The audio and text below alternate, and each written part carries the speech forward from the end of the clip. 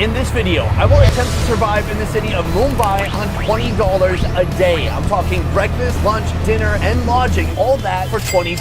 Can we do it? We're gonna find out soon. Right now, I am in the back of a TikTok? Wait, no, they banned TikTok in India. A tuk-tuk. Aha! Right now, I'm in the back of a tuk-tuk in India. We are headed to our first location. Let's move. Boom, we've come to our first location. Right behind me for breakfast, we're having a little bit of this. That is called vada pav. This is a classic food in Mumbai. Vada means potato and pav means bread.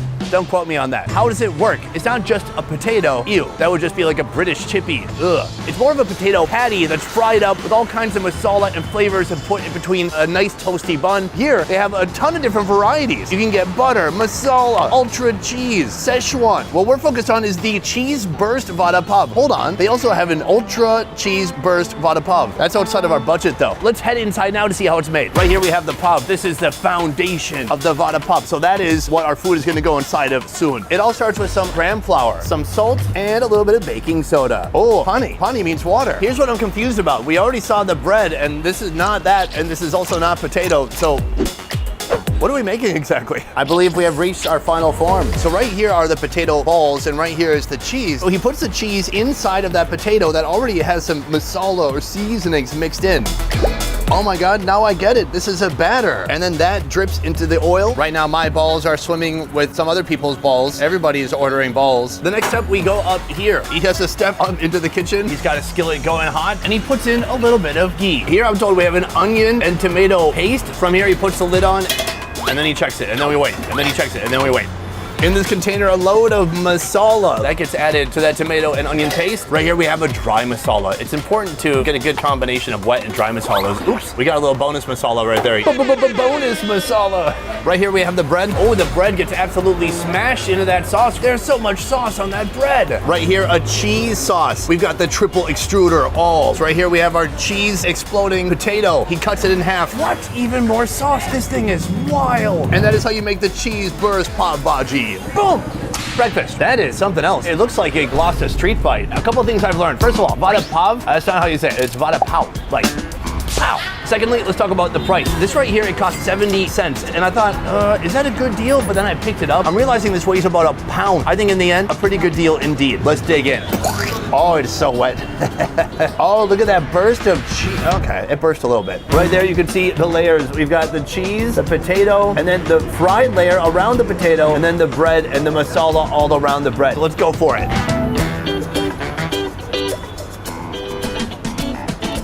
Oh, wow. You know, like so many Indian foods, it's very subtle. You have to really search for the flavors. No, it's the opposite of that. It's a firecracker of flavor. It's hot, spicy, it's sour, very salty. There's so much masala. Ooh, here I got a nice, lovely cheese bite. Who doesn't like folding up a Kraft singles and popping it back like a Klonopin? And it kind of relaxes you the same as popping a Klonopin. Wait, I don't do that activity. With each bite, I like it a little bit more. 70 cents for a meal, that's at least 600 calories. That's pretty good. I feel like we're riding high. I got a wallet still pretty full of cash, and we have a lot more to do today. Let's keep moving. So we're headed to our lunch location, but first I want to bring you here to a market. At this market, they have some of the raw ingredients that are going to be used to make a special masala for our next lunch location. Also, as I always say, going to a market is a great way to get to know a new country. Let's go inside and see what they've got. The first thing you see as you walk in is this gorgeous assortment of flowers right here. These flowers can be used for anything celebratory, weddings, celebrations. Oh, wow, you can even put it in your hair like that. That's a new kind of weave. But anyways, the flowers are inedible. Let's move. As you walk through, everybody's above you looking down on you. Look at this guy. How you doing, my guy? Oh, all right, thank you. So most of this market is produce, whole vegetables. India is an intensely vegetarian country. It's so vegetarian that if you eat meat, they call you non-veg. You are the exception. Eventually, we're gonna be finding some meat later in the day, but right now, plants. Right here, we've come to some of the spices I was after. We've got whole spices, including ginger, a very important ingredient in many dishes of Mumbai. Then right here, ooh, turmeric the size of my tapeworms. Ooh, looks like a carrot on the inside. It's very moist.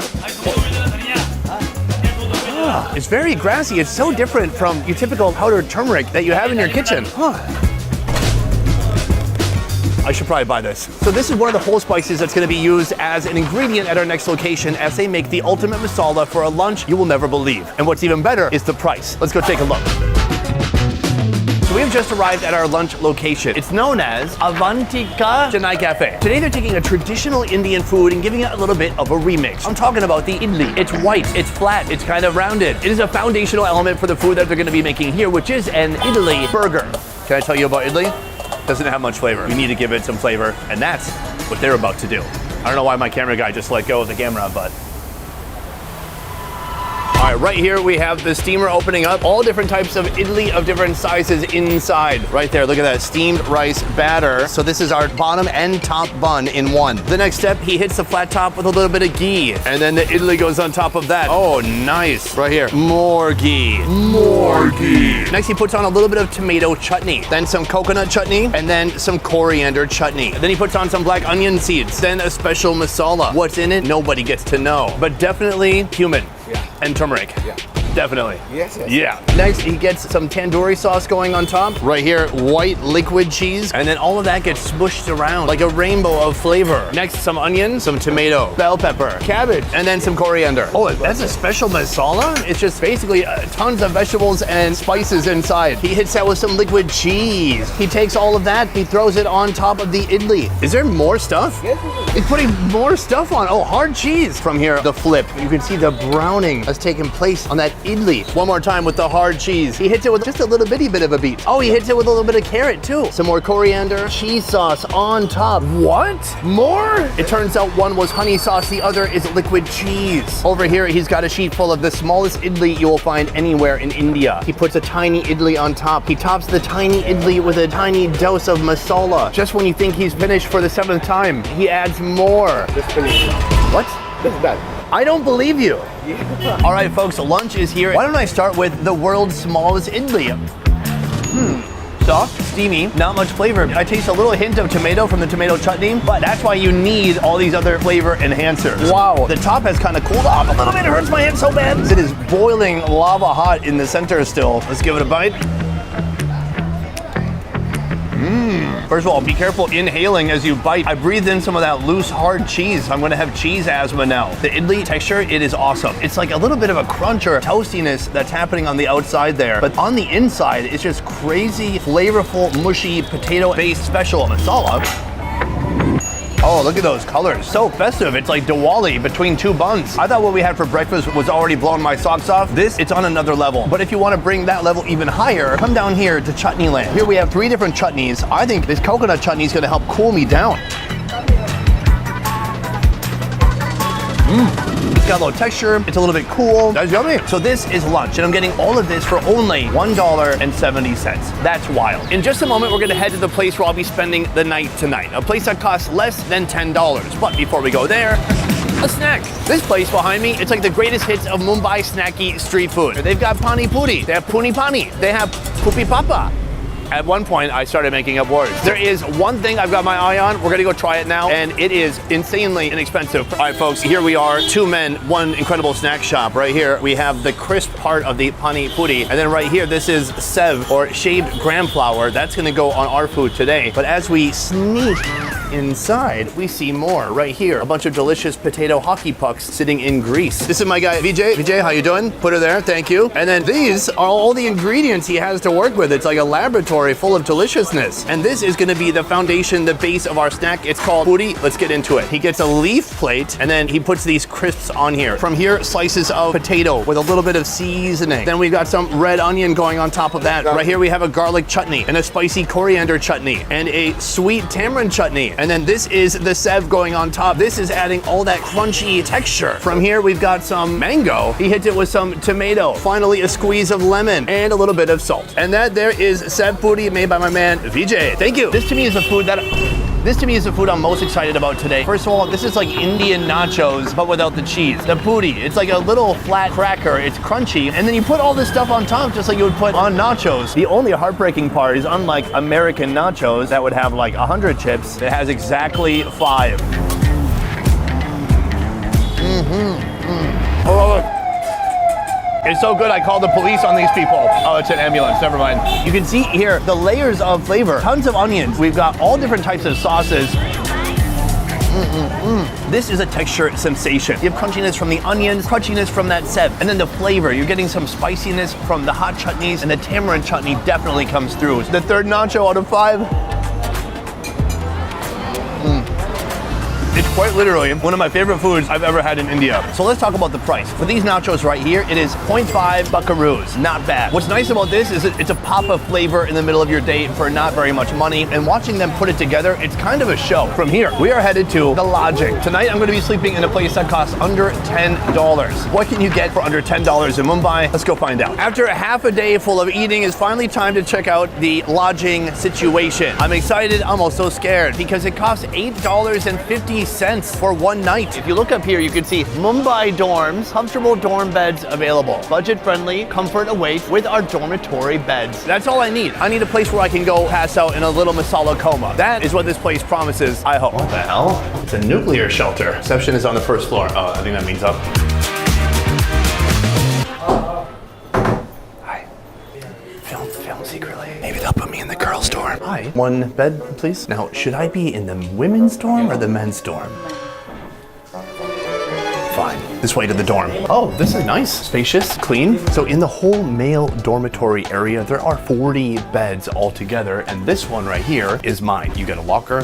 The locker's big. You can fit a lot of stuff in there. The bed. Let's go upstairs and check it out.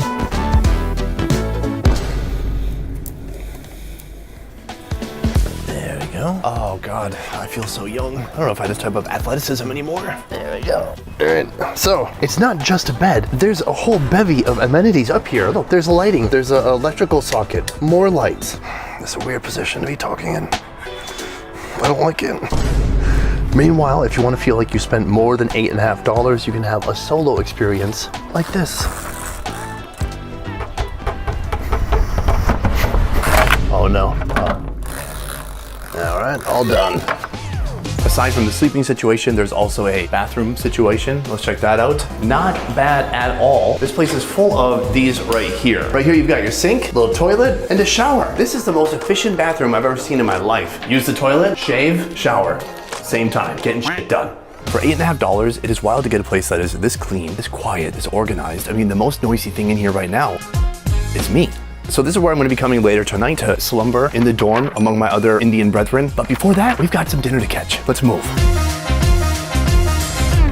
All right, folks, the sun is going down, and that means even more food options right now are popping up. We have left the dorm, and we are heading to a night market specializing in seafood. What am I taking right now? The most cheap form of transportation here in Mumbai, not the tuk-tuk, correction, the rickshaw. This is the party rickshaw. Take a look at these party lights. That is a single light changing color constantly. It's like a club in here. I love it. Right now, we're just a few minutes away from our next location. Let's do it.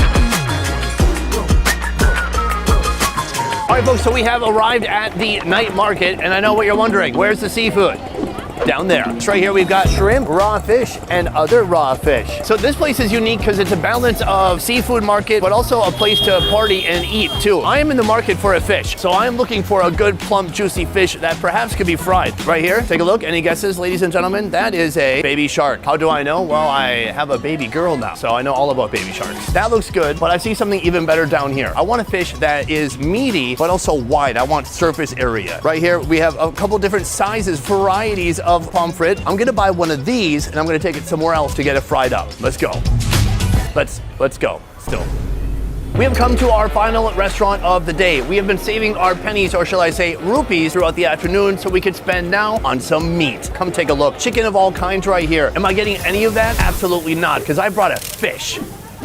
Let's get to cooking. He cuts off one fish arm. Oh no, the fish is a double amputee. He does a little bit of an incision in the front of the fish, and then he takes out these parts that I didn't want to eat anyways. Gives it a little bit of a wash in the pani. So he scores the fish, so later we can put in some nice masala. Boom, right here we have the masala pan. He starts with turmeric, and then he goes for a white one, and he puts that on there too. Boom, that's probably chili powder, cumin. Oh, right here we have some ginger garlic paste, and then we've got chili paste. This is becoming one flavorful fish. All the masala is going deep inside the fish's crevices.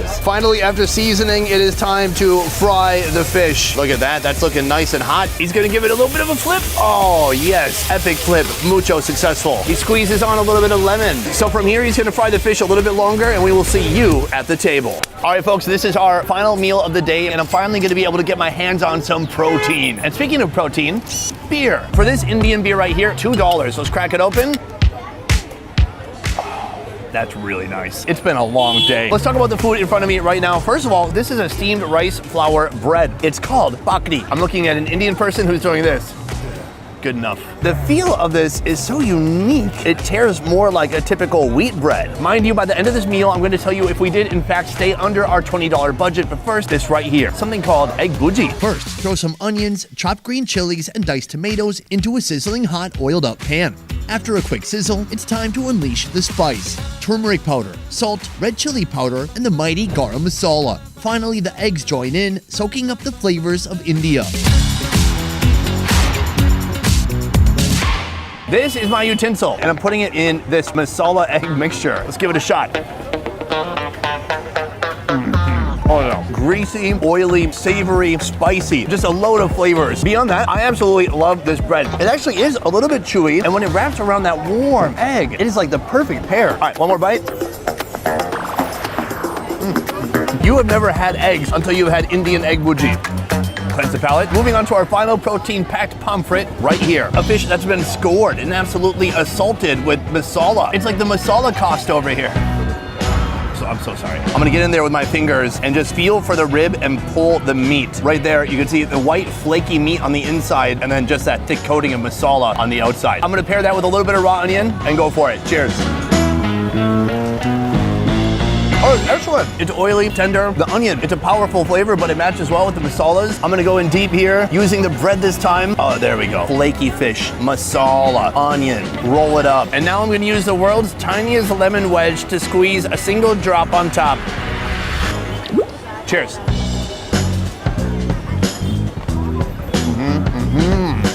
Just checking. Some food reviewers, it barely goes past their teeth and they're like, oh, it's so good. No, I wait for the food to speak to me. Wait.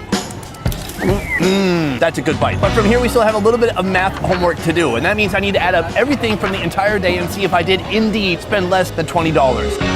Boom, today I set out to survive in Mumbai for only $20. Have I achieved that goal? Well, let's review the day. I started with a rickshaw ride to my first destination, and then we had breakfast, and then I went to a market, and then I had lunch, and then I had a little bit of a snack. From there, I went to my dorm for $8.50. Very affordable. I'll be going back soon. And then from there, I bought a fish. I paid for the fish to be cooked, and then I got egg bhuji, and I got bread, and I got a beer. And for all of that today, I spent $18.70. Amazing. What did I learn today? Well, first of all, I was a little bit too conservative early in the day. I probably could have eaten some protein like an egg. Oh, I guess we're doing a photo. What else did I learn? I learned that Mumbai, very affordable. Also, this guy, big fan of thumbs up. All right, take care of yourself. Oh, good. Oh God. So I'm gonna remember that handshake forever. We've done 2 of these episodes so far. We did surviving on $20 a day in Vietnam and here in Mumbai, India. Should we go to more countries, and if so, which one? Maybe I should go to an expensive country like Switzerland and try to survive there on $20 a day. Could be pretty interesting. Otherwise, that is it for this one. Thank you so much for watching. I'll see you next time. Peace. Where's that guy? Now he can support me. The thumbs up guy, where'd he go? All right, I gotta go find the thumbs up guy. There's probably more thumbs up guys, I bet. This land is full of thumbs up guys.